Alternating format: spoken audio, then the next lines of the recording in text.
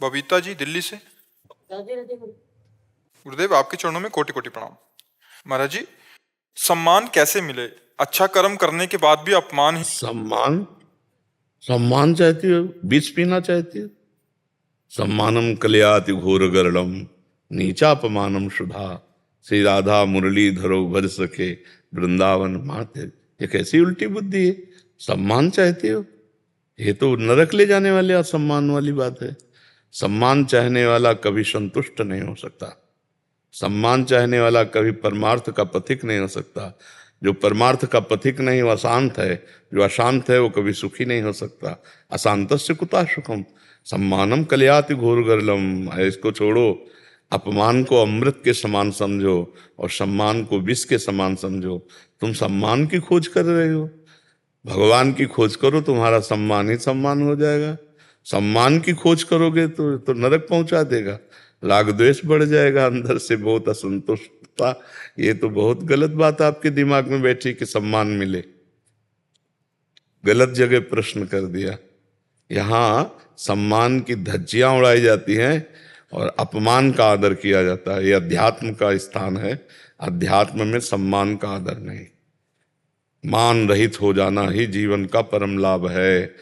संसार में बात है कि हमारा मान सम्मान तो हो जाए। अपमान में बुरा क्यों लगता है महाराज जी? देहाभिमान होने के कारण।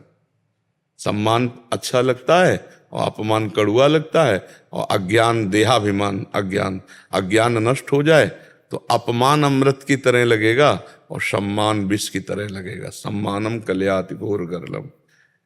और एक स्थिति आती है जहां मान और अपमान दोनों समान हो जाते हैं।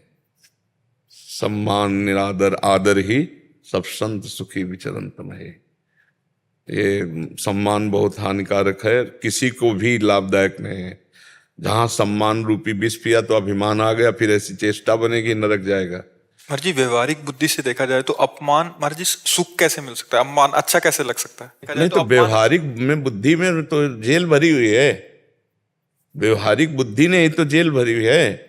व्यवहारिक बुद्धि ने ही तो पूरा प्रपंच का खेल है। तो हम जहाँ उत्तर मांगने आए हैं वहाँ व्यवहारिक बुद्धि वाले से थोड़ी मांगने आए हैं। हम तो परमार्थ के पथिक से उत्तर मांगने आए हैं। तो परमार्थ का उत्तर व्यवहारिक कैसे हो सकता है?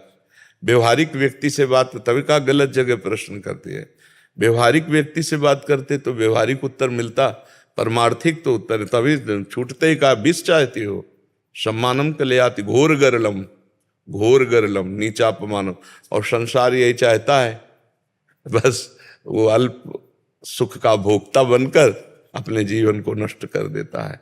महान सुख का भोक्ता बनने के लिए इस मान और अपमान दोनों में समान बुद्धि रखकर चलना होगा, तब आगे बढ़ा जाता है। ये सब देह भाव के अंतर्गत है। मान, सम्मान, अपमान ये देह के अंतर्गत है, देह भाव। और इसी का नाश होना है।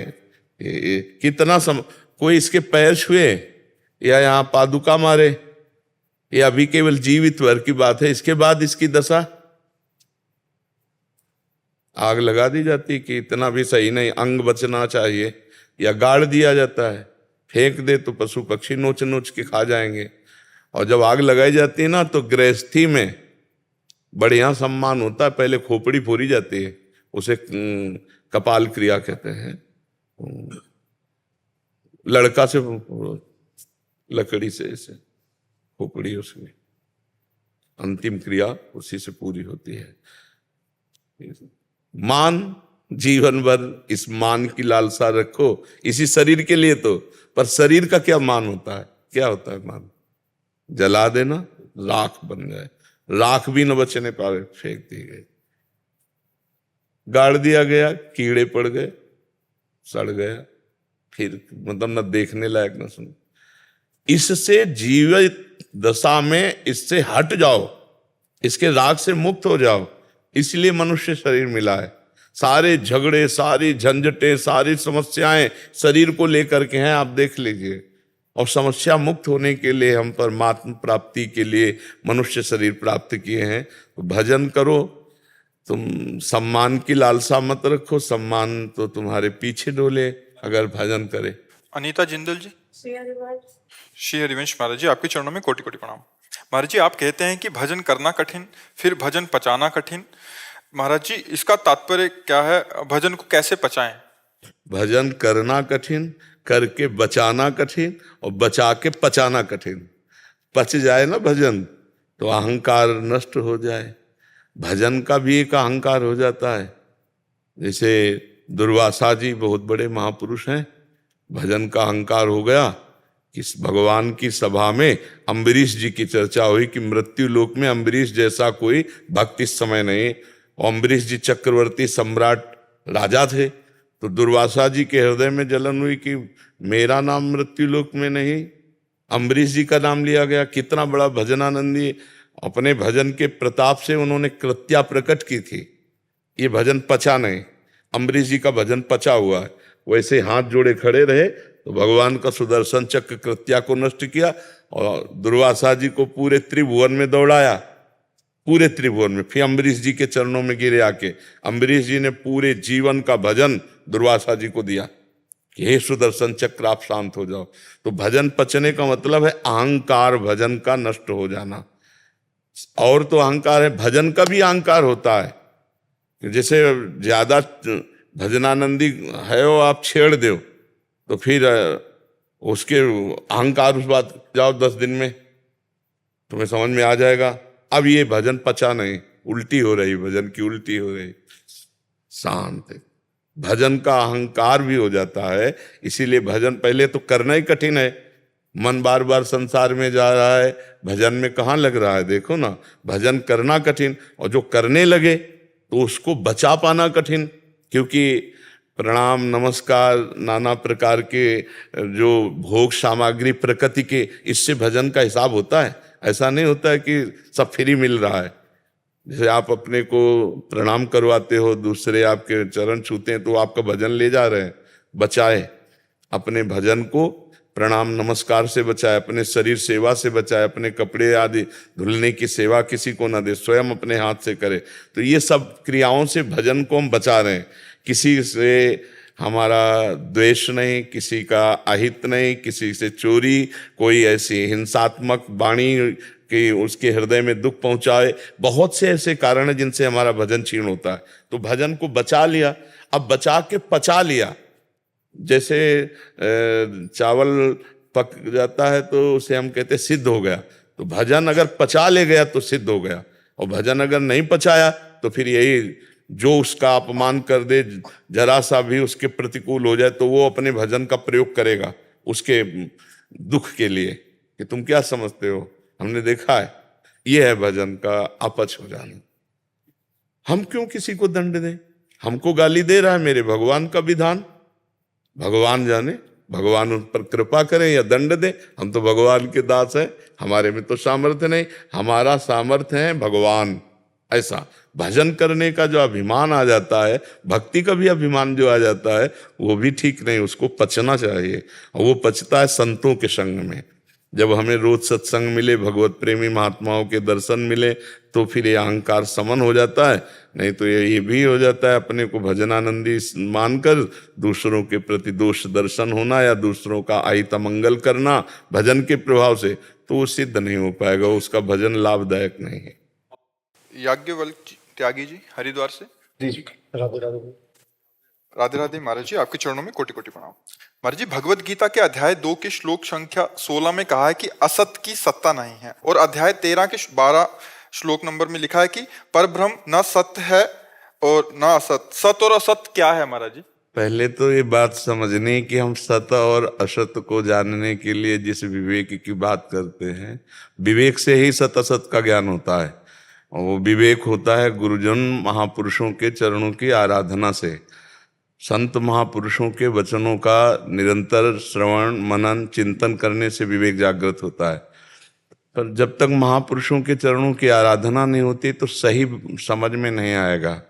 देखो, प्रभु को जानने के लिए 2 पद्धतियां, एक अन्वय एक व्यतिरेक है और नहीं है। ये जानने की पद्धति है, ये सिद्ध बात नहीं है। सिद्ध बात तो सिर्फ है, नहीं है वहां भी है, जहां नहीं है वहां भी है। तो असत तो है ही नहीं, वही वो है। पर जब हम असत की सत्ता मान लिए हैं तो हमें फिर व्यतिरेक पद्धति स्वीकार करनी पड़ती है कि ये नहीं है, ये नहीं है, ये नहीं है। और जब पहुंचते हैं है में, तो फिर लौट करके देखें तो सर्वम कलमिदम ब्रह्म, फिर सर्वम, फिर वही है, सब कुछ वही वही, उसके सिवा कोई नहीं। चाहे राम कहो, चाहे कृष्ण कहो, चाहे ब्रह्म कहो, चाहे ईश्वर कहो, जो आप कहो वही है, उसके सिवा कोई है नहीं। तो ये जो भगवान को प्राप्त करने की पद्धति है, नहीं तो उन्होंने गीता में कहा मत्ता परतरम नान्यत किंचिदस्ति धनंजय। अब इसके आगे कोई संशय ही नहीं रहना चाहिए, किंचन मात्र भी कुछ नहीं है उसके सिवा, वही वो है। ईशावास्यमिदं सर्वम यत् किंचे जगत्याम जगत। एक कण भी ऐसा नहीं जो ईश्वर ना हो, जो ब्रह्म ना हो, जो परमात्मा ना हो, जो वासुदेव ना हो, वही वो विराजमान है। यही जानने के लिए कि वही वो विराजमान है, हमको पहले व्यतिरेक ही, हमको वैराग्य पद्धति में चलना होगा। बिना वैराग्य के ना अनुराग होता है, ना ब्रह्मबोध होता है। तो वैराग्य के लिए ही ये सब नहीं है मिथ्या। पहला सूत्र जिसे स्वीकार किया जाता है तो ब्रह्म सत्यम जगन मिथ्या, यहाँ से। और फिर जब लौट करके पुनः दृष्टि डाली जाती है तो वही वो होता है वही है। और जैसे का तैसा, पूरा का पूरा वैसा ही है। सर्वम खलमिदम ब्रह्म नेनानास्ति किंचन। बात समझ में आ रही है आपकी? आशीष कुमार शर्मा जी। राधे राधे। राधे राधे गुरुजी। गुरुजी, अगर परमेश्वर मेरे अंदर है तो अच्छे के साथ मुझे बुरे विचार भी क्यों आते हैं?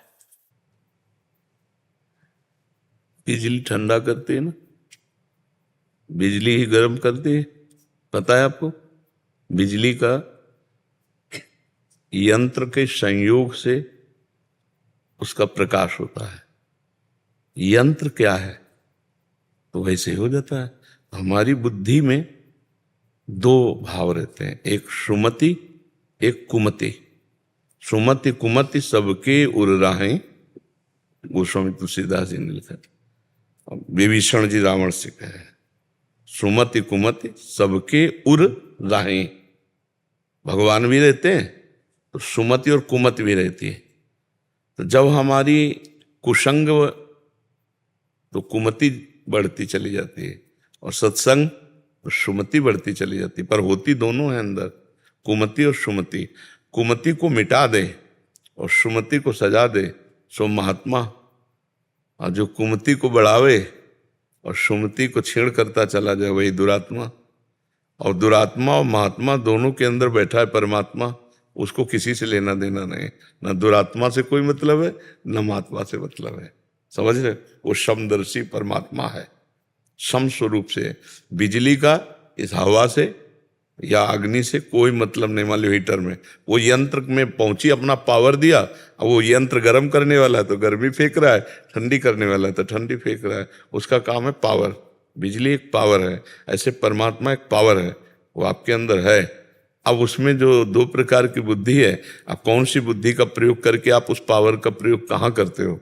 किसी का अहित करने के लिए, अमंगल करने के लिए, दुख देने के लिए, या मंगल करने के लिए, सुख देने के लिए। ये आपके अंदर दो सिस्टम है, एक अहितकारी सिस्टम, एक हितकारी सिस्टम है। एक दुष्ट मन है और एक सज्जन मन है। अब आप किसका प्रयोग करते हो ये आपकी बात है। डबल इंजन नहीं होते, जैसे हवाई जहाज उड़ रहा है तो ये डबल इंजन की गाड़ी। इसमें दो प्रकार की बुद्धि होती है, दो प्रकार के मन होते हैं, दो प्रकार का चिंतन होता है, दो प्रकार की स्वीकृति होती है। एक अच्छा चिंतन, एक बुरा चिंतन, एक अच्छा मन, एक बुरा मन। अब अच्छा मन तुमको यहाँ लाया है, सत्संग में बैठा ले, तो यही मन के पास में ही बुरा मन है जो बहुत कुछ गंदा करवाया है जीवन में, उसको भी देखो ना। तो दो प्रकार की बुद्धि, दो प्रकार का मन, दो प्रकार का चिंतन और दो प्रकार की स्वीकृति। अच्छी स्वीकृति, बुरी स्वीकृति।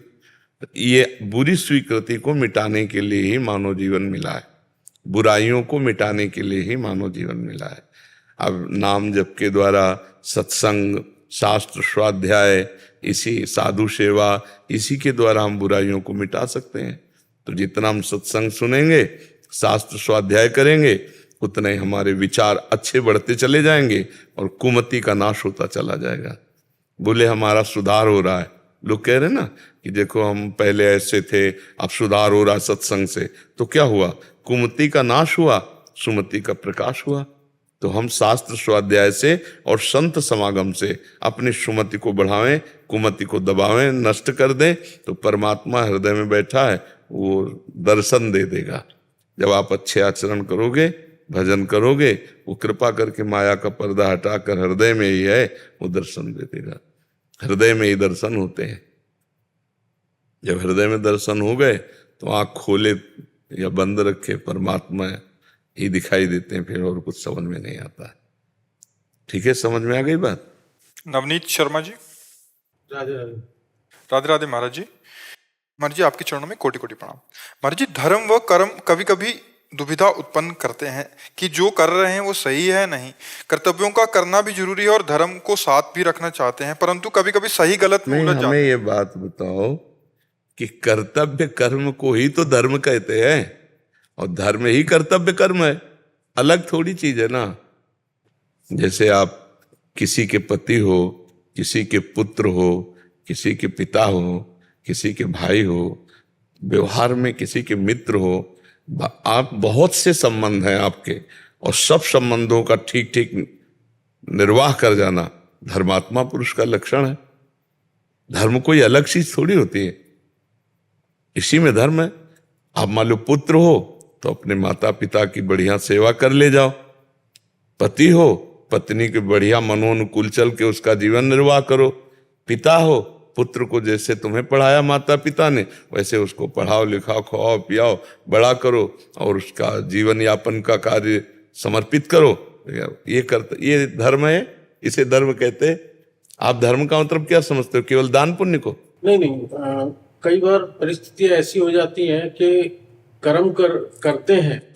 नहीं, आप हमें वो बताओ ना तो हम समझ में आएगा कि परिस्थिति ऐसी है कि भगवान को साक्षी मान करके मैं अपनी उससे नहीं करना चाहता कुछ भी, परंतु अगर मेरे से कोई त्रुटि हो रही हो तो नहीं। तो देखो, हृदय में भगवान सबके बताते हैं कि गलत ढंग से ले रहे हो, गलत आचरण कर रहे हो।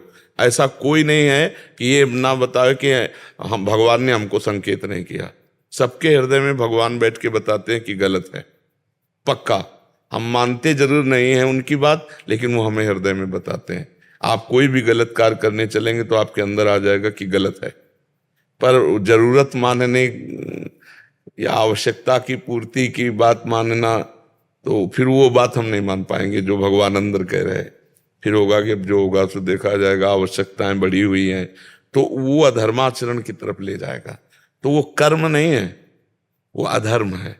जो धर्म पूर्वक धन कमाया जाए वो कर्म है, और जो अधर्म पूर्वक तो वही कहते कुकर्म करके खूब पैसा इकट्ठा किया है, अब भोग रहा है। समझ जाना, कुकर्म और कर्म जो सुकर्म, जो धर्म पूर्वक कमाया जाएगा वो तुम्हें शांति सुख, और माना कि आप गाड़ी से नहीं चलोगे, साइकिल से चलोगे, लेकिन शांति रहेगी। और अधर्म पूर्वक कमाया हुआ धन माना गाड़ी से चलोगे, पर वो भारी आतंक आपके अंतर में, परिवार में और सुख सुविधाओं में पैदा कर देगा। कई बार मेरा काम ऐसा है गुरुजी कि मुझे लोगों को परामर्श देना होता है, या अपनी थोड़ा ज्ञान ज्योतिष का काम है मेरा। अच्छा। तो मैं अपनी तरफ से तो जो मुझे जितना है भगवान को साक्षी मानकर करता हूँ। कोई बात ऐसी हो जिससे किसी के मन को ठेस पहुंच रही हो तो हमारा मतलब गति ठीक रहे। हालांकि हम अपनी तरफ से तो सही करने की कोशिश करते हैं कि जो हमारे संपर्क में आए उसका भला हो, और कोई दुखी है तो पर साथ में अगर नाम जप की बात कर दिया करोगे तो तुम्हारी गति नहीं बिगड़ेगी। ठीक है कि भाई देखो, तुम्हें तो बहुत बढ़िया चांस है, तुम्हारा ग्रह विपरीत है, तुमको कृष्ण कृष्ण राधा राधा हरि हरि राम राम जो नाम प्रिय हो थोड़ा नाम जप लिया करो, थोड़ा ये कर लो जो अनुष्ठान उस ग्रह की शांति के लिए, तो उसका भी मंगल हो जाएगा और आपका भी मंगल हो जाएगा। क्योंकि अगर एक आदमी आपके प्रेरणा से 100 बार नाम जप करेगा तो उसका मंगल शुरू हो गया, तो आपका मंगल भी शुरू हो गया। ठीक है ना? हाँ। और जो ज्योतिष का जितना ज्ञान है उसके अनुसार ही उतना भगवान को लेकर तो चल ही रहे हो, तो हर बात भगवान को लेकर चलोगे ना तो फेल नहीं होगे कभी। हाँ, मंगल होता रहेगा। काशी विश्वनाथ जी के पुजारी जी। नमः पार्वती पते हर महादेव। आरती के मुकुट का है हाँ, साथ पहचान है जी। और ये मंगला आरती का चंदन है, ये चंदन मंगला आरती का है। ये भगवान बद्रीनाथ केदारनाथ का चंदन है, और ये भगवान बद्रीनाथ का प्रसाद है। ये बाबा विश्वनाथ का है। माला भगवान विश्वनाथ जी को चढ़ी हुई मंगला आरती की। लक्ष्मीस्ते हृदि भारती च वदने मौलो सदा केशवः चण्डी ते भुजदण्डयोर्गुणनिधे गेहे कुबेर स्थितः चित्तं नाथ तवास्तु धर्म सदने दान प्रसंग करे सर्वास्ते विपदः प्रयान्तु विपिने त्वं दीर्घजीवी भव, त्वं दीर्घजीवी भव। बस भगवान आपको स्वस्थ रखें, यही विश्वनाथ जी से प्रार्थना है। और ऐसे ही लाखों लोगों के प्रेरणा स्रोत आप बने हैं, लाखों लोग प्रेरणा लेते रहें और सत पथ पर चलते रहें, बस यही प्रभु से। आप सबके चरणों का आशीर्वाद। अरविंद चौहान जी मेरठ से। राधे राधे। राधे राधे महाराज जी। महाराज जी, पिछले 1 वर्ष से आपको सुन रहा हूँ, जिंदगी ही बदल गई। भगवान ने मुझे हस्त मैथुन मुक्त केंद्र का उसमें काम करते हैं महाराज जी। उसमें महाराज जी पिछले 2 वर्ष से हस्त मैथुन मुक्ति केंद्र चला रहे हैं, जो कि ऑनलाइन सोशल मीडिया। महाराज जी इन्होंने लिखा है कि 500-700 बच्चे फोन करते हैं कि हम ऐसी क्रियाओं से युक्त हो गए हैं, कैसे छोड़ें। तो डॉक्टर्स की टीम है और हम जो इन्होंने पाया है जो मार्ग में चलने से, तो ब्रह्मचर्य के विषय में उनको बताते हैं कि कैसे छोड़ें, कौन सी औषधियाँ जो इसमें आपको सहायक होंगी। तो महाराज जी और किन बातों का ध्यान रखें कि जो ये बच्चों को और अच्छे से प्रेरित कर सकें।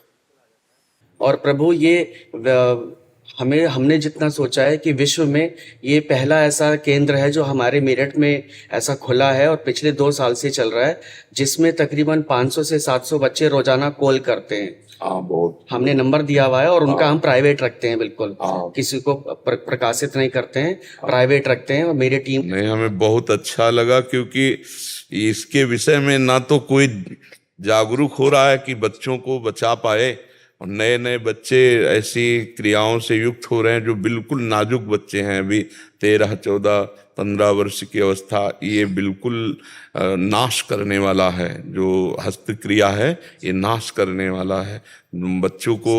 गुरुजी ऐसे ऐसे केस आते हैं जो 12 साल की उम्र से शुरू हुआ और 27 साल तक उम्र तक उसने किया, और अब वो शादी करने से डर रहा है। सुसाइडल थॉट्स आ रहे हैं मन में, मैं शादी नहीं कर पाऊंगा, मैं ग्रस्त में कुछ कर नहीं सकता। हम तो सभा में कह देते हैं कि अगर बच्चों को सुधारोगे नहीं तो गृहस्थी लायक नहीं रहेंगे, क्योंकि वो ना मानसिकता रह जाती, ना शरीर की स्थिति रह जाती, ना सामर्थ्य रह जाती।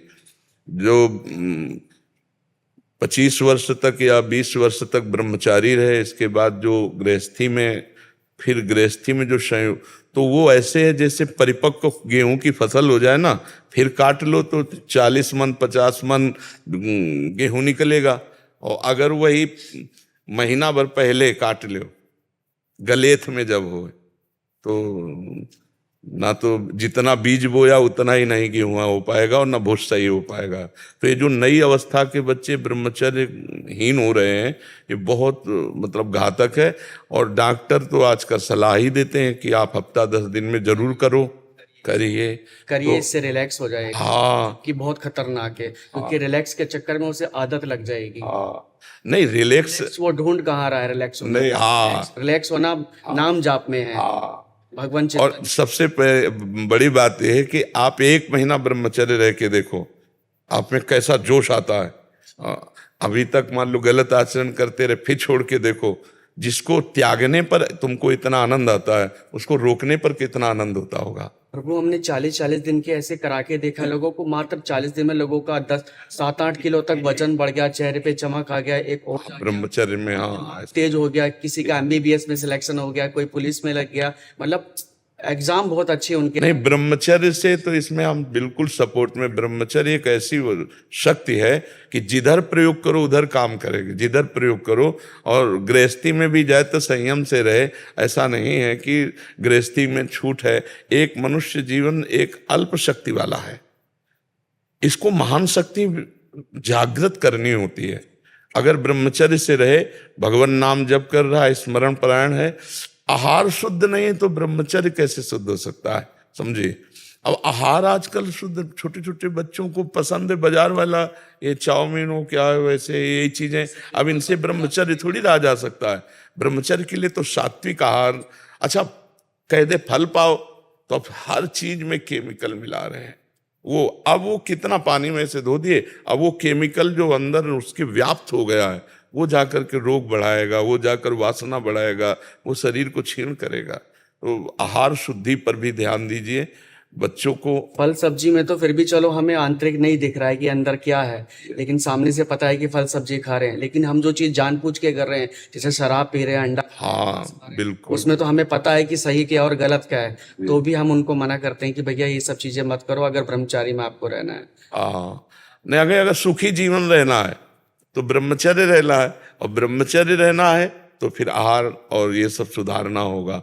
और शरीर में जैसे अन्न जाता है ना, तो इसको पचाने के लिए 30 मिनट व्यायाम जरूरी है, और कम से कम 20 मिनट प्राणायाम जरूरी है।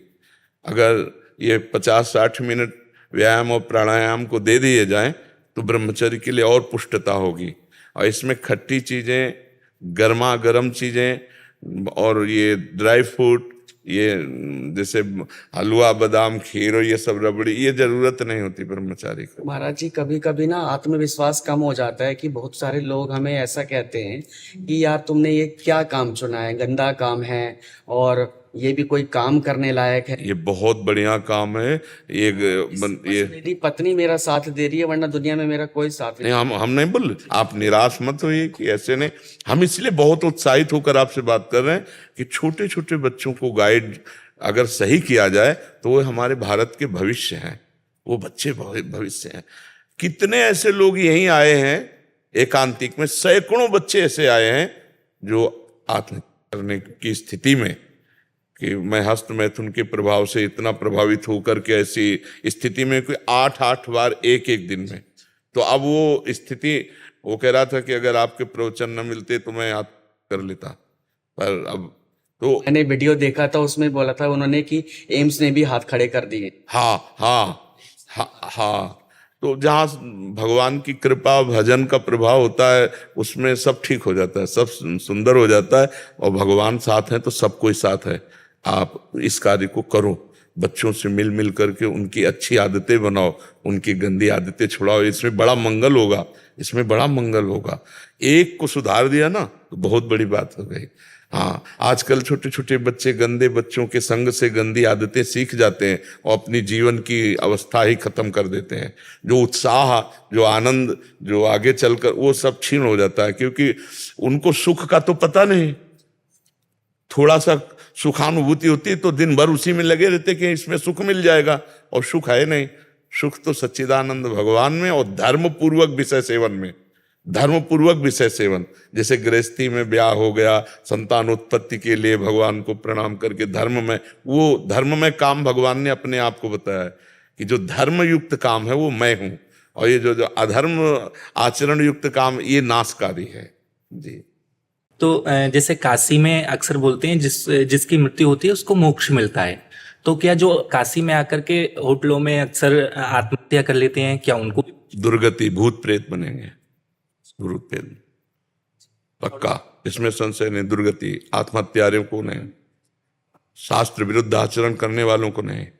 कि जैसे हम काशी या वृंदावन वास करते हैं और शराब पीते हैं, व्यभिचार करते हैं, मांस खाते हैं, मनमानी आचरण करते हैं और सोचते हैं कि काशी तो वासी कर रहे हैं और हमारा तारक मंत्र के द्वारा भगवान शिव परम पद दे देंगे। तो परम पद असमर्थ जनों को देते। तुम विवेक बुद्धिमान हो करके और तुमने पापाचरण किया है तो तीर्थ का में या धाम में या पुरियों में जो पाप किया है उसका जो विशाल स्वरूप एकत्रित हुआ है, पहले उसको भोगो, बाद में मोक्ष मिलेगा।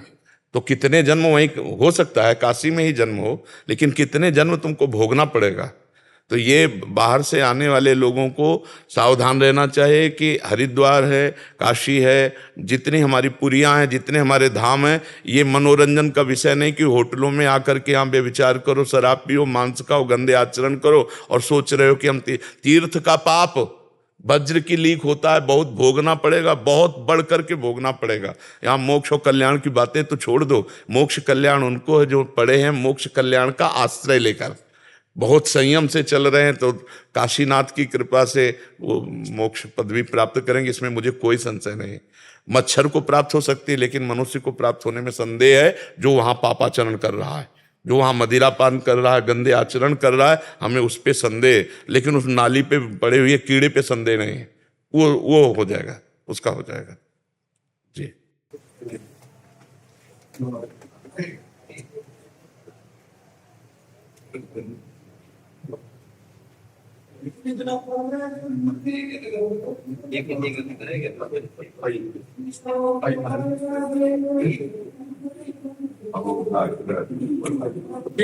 चौथी चौकी की रक्षा क्रम का अभिनव सिंह देव जी महाराज शब्द साता पिंड हर हर महादेव। राधे राधे राधे।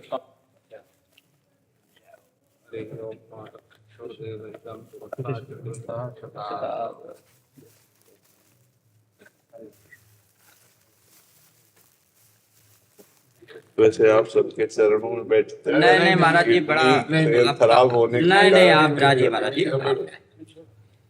वो परमात्मा क्या नहीं है और क्या है, इसकी चर्चा वेद करते करते, महापुरुष करते करते, बड़े बड़े ब्रह्मलीन महापुरुष करते करते थक गए, पर अंत नहीं पाए, क्योंकि वो अनंत है।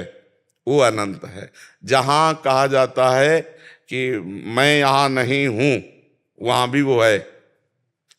जैसे अब भावदेश में तो है ही, लेकिन अगर कहा जाए मुर्दे में भगवान है क्या, परमात्मा है क्या, क्योंकि वो अंतर ध्यान हो गया, तभी तो मरा हुआ कहा गया। तो वहां से भगवान का अवतार हो गया। पृथु अवतार मुर्दे से ही तो हुआ, वेन के मुर्दे शरीर से दाहिने, हाँ, उससे भगवान पृथु और बाएं से अर्ची महारानी जी प्रकट हो गई। तो हमें तो ऐसा लगता है असत कुछ है ही नहीं। ये प्रारंभिक पढ़ाई है, सत असत का विवेचन। नहीं तो बात है कि जड़ चेतन जग जीव जत सकल राम में जानी, सकल राम में जान, चिद चिद लक्षणम सर्वम राधा कृष्णमयम जगत। चेतन अचेतन सब कुछ राधा कृष्ण, उसके सिवा कुछ नहीं है। बस यही मान ले और निरंतर भगवत स्मरण करे। स्मरण विहीन ज्ञान प्रयोग में नहीं आएगा। जैसे हमें पता है कि ये नहीं करना चाहिए क्योंकि ये असत है, और भगवत स्मरण नहीं चल रहा एक तार, तो उसमें इतनी सामर्थ्य नहीं कि वो अपने इंद्रिय और मन को रोक सके। वो जानते हुए भी वो अज्ञानी की गति को प्राप्त होगा। जितनी जानकारी है उसका प्रयोग करने की सामर्थ्य भगवत स्मरण में है। इसलिए सनक सनंदन सनातन सनत कुमार जी ब्रह्मबोध संपन्न महापुरुष होने पर भी निरंतर हरिश शरणम हरिश शरणम हरिश शरणम हरिश शरणम। नहीं तो वो तो आत्मज्ञान से पूर्ण है, वही हरि हैं, वही सब कुछ है। तो लेकिन वो फिर क्यों वो हमें आदर्श रूप से दिखा रहे कि जो ज्ञान है उसकी सार्थकता है इसी में कि हर समय भगवत स्मरण, लीला गायन, लीला श्रवण, यही होता। भगवान शिव पूर्ण है, परमात्मा है, लेकिन वो भी भगवान की लीला गायन करते हैं, भगवान का नाम जप करते हैं। अस कई जपन लगे हरिनामा, है ना। ऐसा तो हमें लगता है कि सब ज्ञान का ज्ञान ये है कि कोई भी सेकेंड, कोई भी श्वास, कोई भी मिनट भगवत स्मरण रहित न हो। बस ये पकड़ ले साधक सब बोध हो जाएगा, सब ज्ञान हो जाएगा, सब कुछ हो जाएगा। निरंतर स्मरण, एक तार स्मरण, इसी से होता है सब कुछ। अगर भजन नहीं है जीवन में तो वेदांत श्रवण के बाद भी वो निर्विषय स्थिति में नहीं पहुंचेगा, क्योंकि चिंतन का हम जो समय दे रहे हैं विषयों का इतना बड़ा घातक है। अब हम जो कुछ पढ़ा लिखा सुना सब मिटिया मेट कर देगा। 1 मिनट का विषय का ध्यान 1 मिनट का, 1 मिनट का विषय का ध्यान 20 वर्ष के किए हुए वेदांत चिंतन पर पानी फेरने के लिए समर्थ है। इतना प्रबल है अज्ञान। इसलिए हर समय जो गुरु प्रदत्त नाम मंत्र उपासना में लगे रहते हैं वही शुद्ध ज्ञान को प्राप्त होते हैं। नहीं, अशुद्ध ज्ञान क्या होता है कि दूसरों को उपदेश कर दिया लेकिन हमारी स्थिति इंद्रिय और मन की गुलामी में है तो बात बनी नहीं। जब इंद्रिय और मन हमारे अधीन हो जाए तब तो बात समझ में आवे। इनका चिंतन शून्य हो जाना ये ज्ञान का परम लाभ है। विषय चिंतन, जगत चिंतन सब छूट गया, एकमात्र वो अपने स्वरूप में स्थित है या भगवान के चिंतन में लीन है, तभी बात तो समझ में आएगी। नहीं तो उपासक को बहुत सावधानी पूर्वक अपने चित्त को प्रभु में लगाते रहना चाहिए। बस खास बात यही है, वो परमात्मा कैसा है अनुभव में स्वयं आ जाएगा, स्वयं अनुभव में आ जाएगा। भजन विहीन जीवन व्यर्थ जीवन है, भजन विहीन जीवन व्यर्थ जीवन है। ये बस ये पकड़ ले तो सत्य वस्तु का बोध हो जाएगा। और भजन नहीं है और खूब शास्त्रों का ज्ञान है तो समाज में प्रतिष्ठा हो सकती है लेकिन बोध नहीं हो सकता। जो आत्म शांति है, परम शांति, वो नहीं हो सकती। श्रद्धावान लभते ज्ञानम तत्परा संहितेन्द्रिया। तत्परा संहित, ज्ञान का मतलब क्या? तत्परा संहितेन्द्रिया ज्ञानम लब्ध्वा परम शांति। अब जो ज्ञान प्राप्त हुआ ये परम शांति का है। 2 बार ज्ञान शब्द का इसमें, श्रद्धावान लभते ज्ञानम ये शास्त्र ज्ञान है, लभते ज्ञानम, और तत्परा संहितेन्द्रिया वो जो ज्ञान है उसकी सार्थकता है। उसमें जो हम जानकारी की उसके परायण होकर अपने इंद्रियों को अंतर्मुख कर लिया, इंद्रियों को भगवत स्वरूप में स्थित कर रहे हैं, उसको शांत कर रहे हैं, बार बार भगवत चिंतन रूपी जल डाल करके उनकी गर्मी शांत कर रहे हैं, इंद्रियां शांत हो रही हैं। बिना शांति के सुख कहाँ है अध्यात्म का? अशांतस्य कुतः सुखम। और शांति बहुत बड़ी वस्तु है। कोई भी द्वंद्व हमें विचलित न कर पावे, हमारी शांति भंग न कर पावे तब है। जैसे एक सूत्र में है, शांतिरव्यर्थ कालत्वम विरक्तिर्मान शून्यता आशा बंदा समुत्कंठा नाम गाने सदा रुचि। तो इसमें शांति, हमारा कोई अपमान करे हम उसका मंगल मनावें, ये हमारा अध्यात्म है। हमें पीड़ा पहुंचा रहा है, हमें अपमानित कर रहा है, हमें हमारी निंदा कर रहा है, और हमारे अंदर से निकल रहा है तुम्हारा त्रिकाल में भी कहीं भी अमंगल न हो, भगवान तुम्हें स्वस्थ रखें, तुम्हारी बुद्धि शुद्ध हो और तुम सदैव सुखी रहो। उसके प्रति जो हमारा अमंगल कर रहा है, करत जे अनसहन निंदक तिनहुं पे अनुग्रह कियो, जो हमारे प्रति अनसहन भाव रखते हैं, ईर्ष्या भाव रखते हैं, द्वेष भाव रखते हैं, उनका भी मंगल बनाए। शांति, अव्यर्थ कालत्वम, एक भी मिनट व्यर्थ नहीं जाना चाहिए साधक का। हर समय आंतरिक सर्वात्मना न विसर्जित बहिरिंद्रियाणी, इंद्रियों को बहिर्मुख न छोड़े। एकश्चरण रासचित्त मनंते से सदैव अकेला असंग, अंदर से असंग रहे तो हजारों में बैठा हुआ भी वो अकेला ही है, और अंदर से प्रपंच चिंतन कर रहा तो अकेला बैठा हुआ भी प्रपंच में बैठा हुआ है। तो अव्यर्थ कालत्वम और विरक्तिर वैराग्यवान, किसी भी वस्तु व्यक्ति स्थान में राग नहीं। वैराग्यवान खाता पीता उठता बैठता सोता जागता हुआ भी रुचि उसकी परमात्मा में रहती है, भोगों में रुचि नहीं रहती है।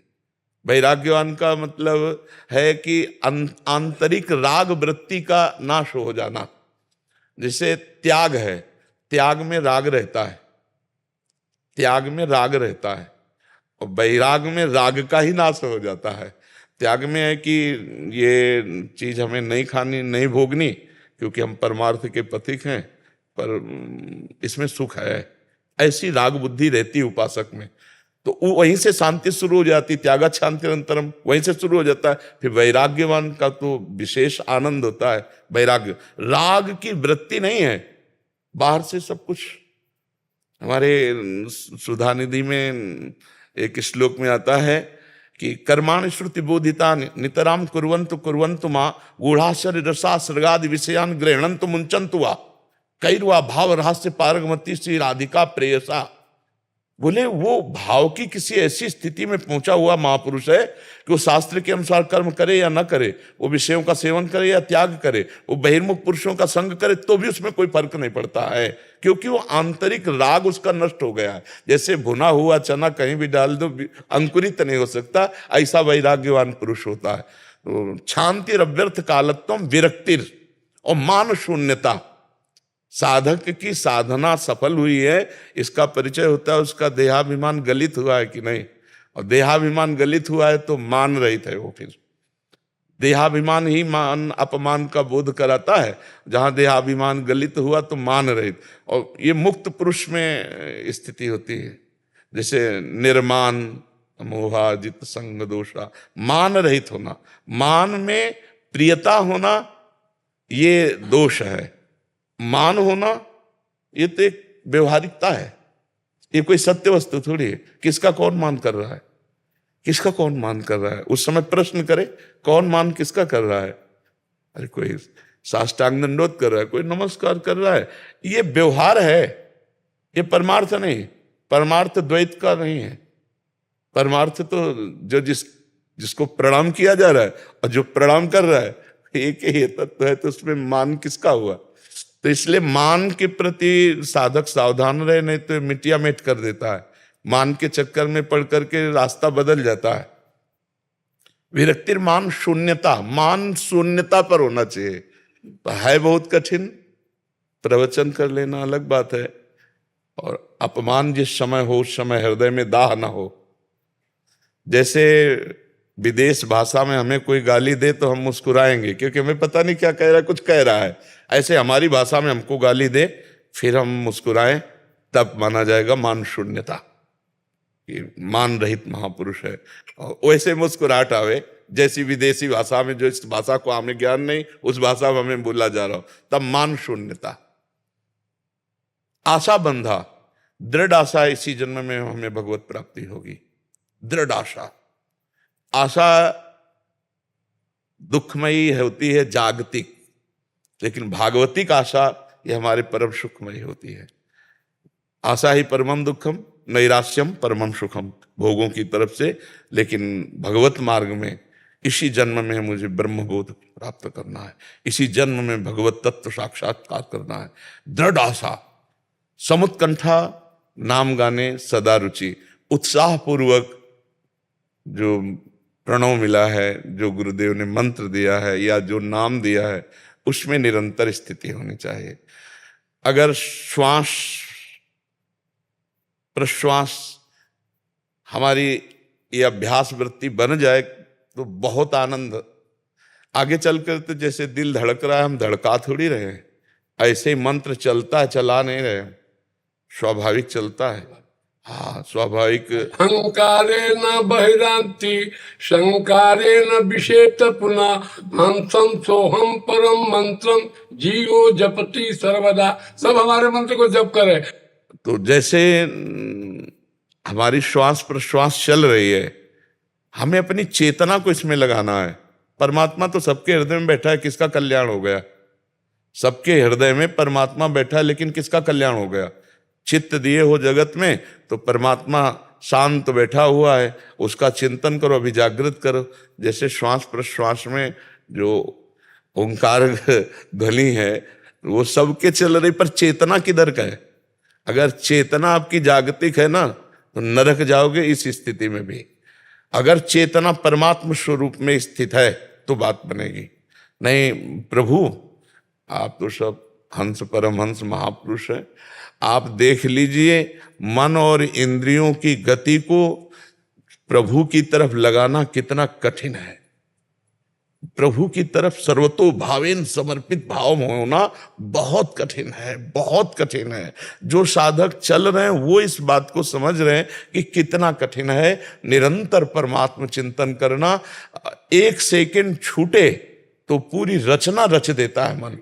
मतलब सब कुछ ज्ञान होते हुए, सब जानते हुए, सब समझते हुए, फिर भी ये संकल्प कर रहा है संसार की तरफ का। मन का जो स्वरूप देखा गया बचपन से अभी तक, तो उसका यही स्वरूप है। उसके ऊपर चढ़े बैठे रहो बस, तभी है। छोड़ दिया तो कितनी ऊंचाई से गिराएगा पता नहीं, कितनी ऊंचाई से गिराएगा इसका पता नहीं। सौभरी जी महाराज ना, हमारे यही सौभरी वन है, सौभरी जी महाराज मछली की क्रीड़ा को देख करके 50 मानधाता की पुत्रियों से ब्याह किया, 50 राजकुमारियों से। सौभरी जी का चरित्र आता है ना। हाँ, तो बहुत विचित्र मन है जिनको इतनी सामर्थ्य है कि यमुना के जल को स्तंभित करके निर्विघ्न भजन करने के लिए वहां जमुना जल में बैठे हैं, जहां मतलब अपने 1 मिनट नहीं बैठ सकते। 1 मिनट कहां पर अपने प्राण रोक सकते हैं क्या जल के अंदर की? वो तो कितने समय से समाधिस्थ थे। आंख खोला, देखा मछली क्रीड़ा कर रही, तो सोचा मैथुन में तो सुख है, बस फंस गए। उन्होंने श्लोक का संगम त्यजेत मिथुन व्रति नाम मुमुक्षु। मुमुक्षु को चाहिए कि ऐसे संग का त्याग कर दे जहां मैथुन संपर्क हो रहा हो, चाहे पशु पक्षी या कोई मनुष्य या कोई ऐसे। बहुत एक दृष्टि में मछली की दृष्टि, मछली में कौन से अंग प्रत्यंग ऐसे काम वाले थे कि देख करके महाराज के हृदय में मदन जाग गया? मछली में कोई ऐसे अंग प्रत्यंग थे क्या? तो ये बहुत सावधानी की जरूरत है। हर समय चढ़े बैठे रहो मन पर, नाम और मंत्र और उपासना इसी के रंग में। बिल्कुल परवाह मत करो। योगक्षेमम हम वो ठाकुर जी करेंगे, अपने चिंता नहीं करने की भगत की व्यवस्था से। हम भगत की व्यवस्था नहीं, हम भगवान की व्यवस्था वाले। तो ये आनंद पूर्वक भगवत चिंतन ही जीवन का सार है। पूरे जीवन, पूरे शास्त्रों का, संत महात्माओं के चरण रज के प्रताप का यही निर्णय पाया है। हर समय निरंतर स्मरण, स्मृति। पूरी गीता सुनने के बाद अर्जुन जी ने क्या कहा? नष्टो मोहा स्मृति लब्धा। स्मृति इसी का नाश करता है ये विषय ध्यान। जहां हमारा 1 मिनट छूटा, विषय चिंतन बना, विषय ध्यान बना, बस ये इसका काम ही है, स्मृति का नाश करना। बस स्मृति में विषय मधुर मधुर आने लगा पुरुष का, तो किया कराया सब नष्ट हो गया। बहुत बहुत कृपा संत जन दर्शन दी। उत्पद पाद पंकज पलास विलास भक्ता क्रमया ग्रथित मुदग्रथि अंति संता तदेन्न रिक्त मतयो यतयोपि रुद्राभिषेको गरुणा स्मरणं भज वासुदेवं भज वासुदेवं। जन्मना जायते शूद्रः संस्कारा द्विजुच्यते वेद पाठित भविष्य ब्रह्म जानेति ब्राह्मणा। तो हम लोगों को, सारे लोगों को जातियों का भेद मिटा करके एक होना पड़ेगा। हाँ, ये खास बात ये है, ये बात है। अगर हम देखो, हम तो ये चाहते हैं कि युग धर्म के अनुसार जीव का कल्याण करने का उपाय सोचना चाहिए। अब इस समय जो वातावरण चल पड़ा है, इसमें एकमात्र भगवान नाम ही हमें ढूंढने में मिला है। एकमात्र अगर भगवान नाम के आश्रित जीव हो जाए तो कल्याण हो सकता है, अन्यथा बहुत ही। अब जैसे हमारे अध्यात्म की नींव है ब्रह्मचर्य, और फैल रहा है गर्लफ्रेंड बॉयफ्रेंड, ये सब। हमारे अध्यात्म का नींव है आहार। कहाँ से आहार शुद्धि आवे? कहाँ से? आप विचार करके देखो, लोग अधर्माचरण करके पैसा कमा रहे हैं और हमको भिक्षा में देंगे तो हमारी बुद्धि धर्म में कैसे हो जाएगी? आखिरकार हमें खाना है, हमें पीना है, हमें वस्त्र पहनना, हमें जीना है, तो समाजे में तो है। समाज हमारा किस दिशा को जा रहा है? तो हम इनको भगवत चर्चा सुना करके भगवान नाम में और भगवत लीला श्रवण कथन में लगाएं, इसी से कल्याण हो सकता है। अब और उपाय तो मुझे समझ में नहीं आ रहे हैं। और शास्त्र भी कह रहा है कृतयुगे ध्यायते विष्णु त्रेतायाम यजते मुखई द्वापरे परिचर्यायाम कलौ तद्धरि कीर्तनात्। भगवान कलयुग केवल नाम आधारा सुमिर सुमिरि नर उतरे।